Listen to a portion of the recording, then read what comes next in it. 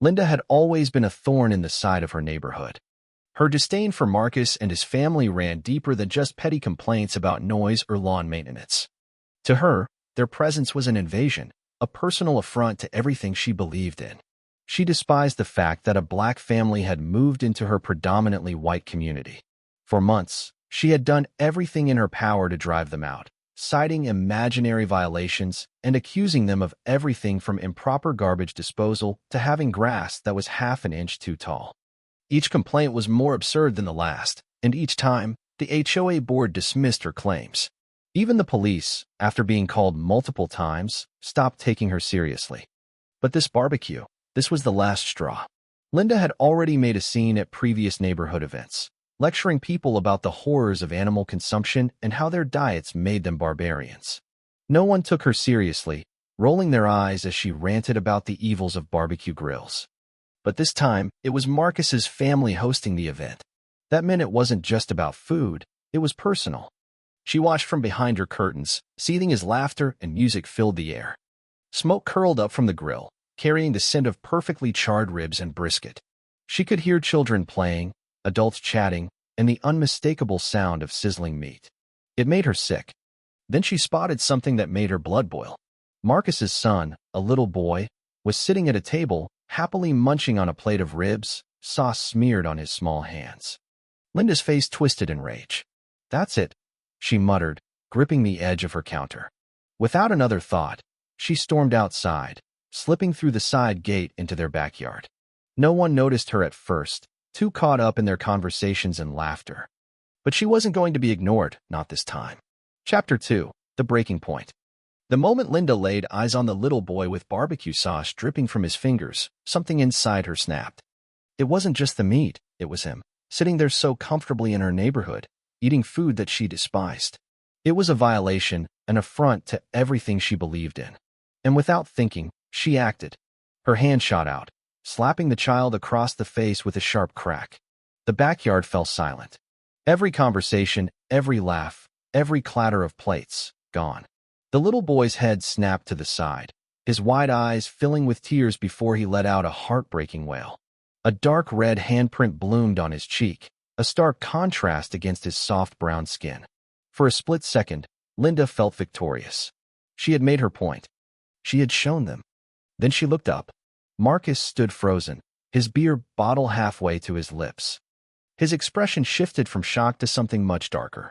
His jaw clenched, his grip tightening until the bottle in his hand nearly cracked. His wife gasped, rushing to their son's side, while other guests exchanged stunned, furious glances. Linda took a step back, her smugness faltering as she realized what she had just done. A man nearly twice her size was now walking toward her with slow, deliberate steps, his face unreadable, but his presence suffocating. "What the hell did you just do to my son?"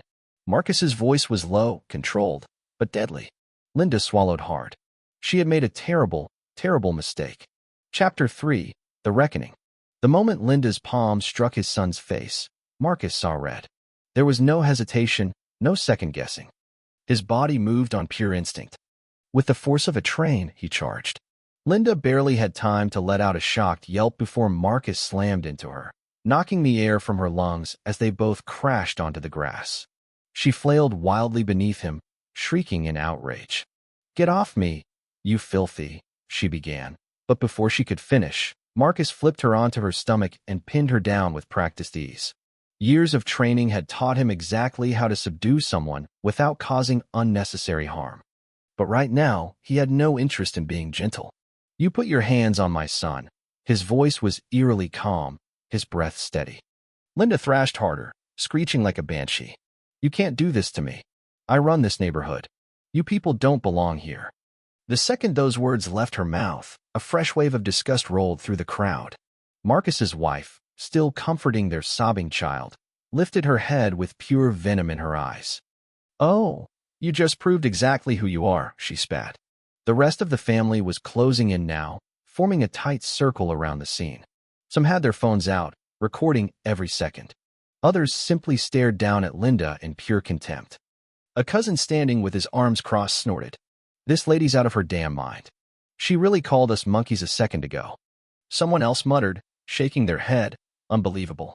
Linda continued to kick and scream, her rage morphing into desperation. Somebody help me. This is assault. You're attacking a helpless woman. Marcus let out a humorless chuckle. Attacking? No. Restraining you until the cops get here? Absolutely. With a quick motion, he reached for the length of rope sitting near the barbecue supplies. He didn't normally believe in tying people up like some action movie hero, but Linda wasn't about to go quietly. No. You can't do this to me, she wailed, kicking her feet violently as Marcus secured her wrists behind her back. His grip didn't falter. I can and I will. Linda's wild eyes darted from face to face, looking for even one sympathetic soul.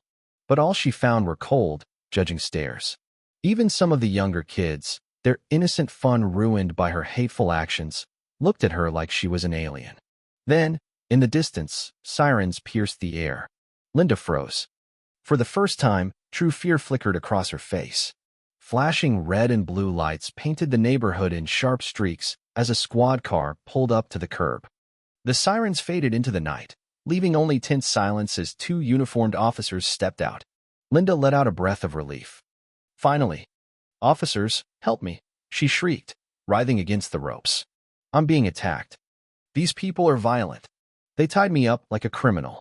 She expected the police to rush over, demand Marcus let her go, maybe even arrest him.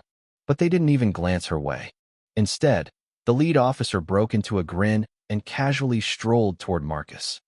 Marcus, good to see you, he said, extending a hand. Didn't expect to get called out to your place tonight. Linda's stomach dropped. Marcus shook the officer's hand firmly. Good to see you too, Daniels. Wish it were under better circumstances. Linda's mouth opened and closed like a fish. What the hell was happening?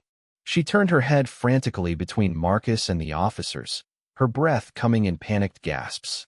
Then the second officer, stern-faced but polite, tilted his head. Wait, is this the lady you warned us about? Marcus gave a slow nod. The very one. The realization hit Linda like a ton of bricks.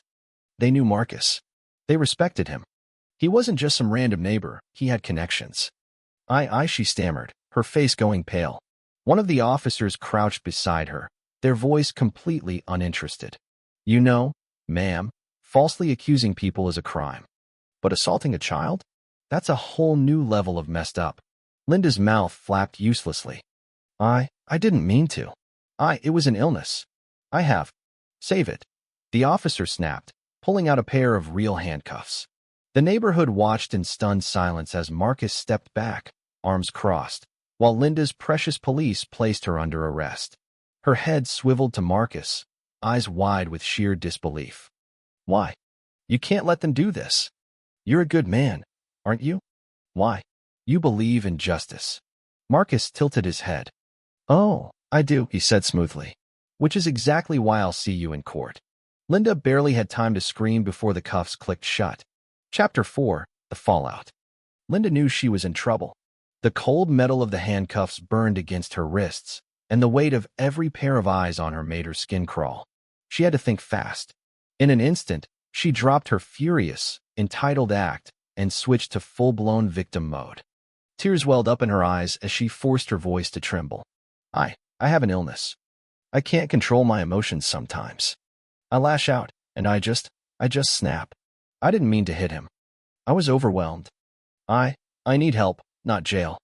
The officers didn't even blink. Marcus, arms crossed, watched her pathetic performance with an unimpressed stare. His disabled son, was still wiping tears from his cheeks. His family was still shaken. And this woman, who had just moments ago hurled slurs and assaulted a child, was now trying to make herself the victim. His patience was gone. You put your hands on my son, Marcus said, his voice steady, unwavering. You don't get to play the victim now. Linda's eyes darted between him and the officers, her breathing erratic. But you attacked me. He attacked me, she cried, nodding frantically toward Marcus. I was scared. I was just trying to defend myself. One of the officers raised an eyebrow. So let me get this straight, he said flatly. You snuck into their backyard, you assaulted a child, you shouted racial slurs, but now you're claiming you're the victim? Linda sniffled, nodding dramatically. Yes, that man. She jabbed a finger toward Marcus. He tied me up. He hurt me. I was terrified. Marcus let out a sharp laugh, shaking his head. You weren't terrified. You were furious that a black family was having a barbecue in their own backyard. You thought you could intimidate us, and now that you've lost, you're scrambling for a way out. Linda's breath hitched. Marcus took a step forward, lowering his voice so only she could hear. I promise you, Linda, he murmured, his tone deadly serious, I'm going to make sure you never see the sun again. Linda gasped, her body going rigid. She had spent years harassing this family. She had convinced herself that Marcus was just another man she could push around. But now, looking into his eyes, she knew she had picked the wrong one. The officers exchanged glances. They had seen enough. Let's wrap this up, one of them said, reaching for Linda's arm. Panic flooded her chest. No. No. This can't be happening. But it was. And then the real nightmare began. The grip on her arm tightened. No. Wait. Linda shrieked as the officers hauled her toward the squad car. You can't do this. I'm the HOA president. I have rights. Do you know who I am? She thrashed wildly, trying to dig her heels into the pavement, but it was no use. The officers were stronger, and they weren't interested in playing games. As they reached the car, Linda tried one last desperate move. She went limp. I can't breathe, she wailed dramatically, pretending to hyperventilate. You're killing me. Help. Help me. The officers weren't fooled for a second. Cut the act, lady, one muttered, yanking the door open. Before she could protest, she was shoved inside. The second her back hit the seat, the dam broke. A blood-curdling scream erupted from her throat, pure primal rage. She kicked at the door, slammed her head against the seat, and howled like a wild animal. This isn't fair. They set me up. I'm not a racist. They're lying. They're all lying. Outside, the entire neighborhood watched in silence. Then, slowly, one by one, Marcus's family members started clapping. The sound built up, growing louder, stronger. Some of the neighbors, even those who had never spoken up against Linda before, joined in. It was the sound of justice. Marcus turned back to his son, crouching beside him. The boy was still shaken, his tiny hands gripping his plate tightly. She's gone, Marcus said softly, resting a reassuring hand on his son's shoulder. She won't be bothering us again. The boy sniffled, then looked up at his father. Promise. Marcus smiled. Promise. Behind them, the barbecue was still going strong. The smell of grilled meat filled the air, the fire crackling warmly.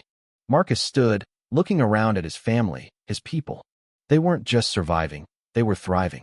And nothing, not even a racist HOA president, was going to change that. Meanwhile, in the squad car, Linda sobbed into her hands, her entire world crumbling around her. She had lost everything, her HOA position, her influence, her reputation. And soon, when the case went to trial, she'd lose something even more valuable, her freedom. Epilogue, a new dawn. The trial was swift. Linda's years of harassment and her unprovoked assault on Marcus's son were laid bare for all to see. The neighborhood, once divided by her toxic influence, came together to support Marcus and his family. Witness after witness took the stand, recounting Linda's relentless campaign of hate and intimidation. In the end, the verdict was unanimous, guilty on all counts. Linda was sentenced to several years in prison, a fitting punishment for her crimes. But more importantly, the neighborhood had finally found peace. Marcus and his family continued to thrive, their bond stronger than ever. The barbecue became an annual tradition, a celebration of resilience and community. And as for Linda, she became a cautionary tale, a reminder that hate has no place in a world that values justice and equality. The sun rose on a new day, and the neighborhood, once shadowed by Linda's bigotry, now basked in the light of unity and hope. Marcus looked out over his backyard, the laughter of his family and friends filling the air. He smiled, knowing that they had overcome the darkness, and that the future was bright.